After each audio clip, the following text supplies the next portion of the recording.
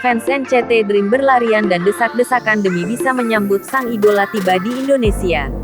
NCT Dream yang beranggotakan Jeno, Mark, Renjun, Chenle, Jaemin, Hichan, dan Jisung dijadwalkan akan tampil di Festival Alobang besok, Jumat, tanggal 20 Mei tahun 2022 di Istora Senayan, Jakarta. Fans setianya sudah lama menantikan kedatangan idola di Indonesia. Hingga ketika personil NCT Dream fans-fansnya rela berlarian untuk melihat langsung sang idola. Personil NCT Dream tiba di Indonesia pada Kamis tanggal 19 Mei tahun 2022. Tampak dalam video fansnya berlarian seakan sedang mengikuti lomba lari. Fans-fans setianya juga teriak hai untuk menarik perhatian sang idola. Antusias yang besar dari fansnya harus pupus ketika mengetahui personil NCT Dream lewat jalur VIP bandara.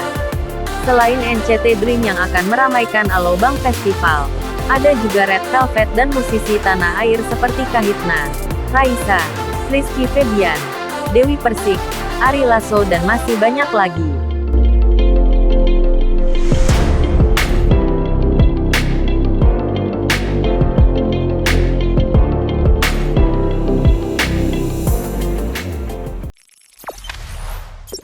Jangan lupa subscribe, share, komen, dan like ya!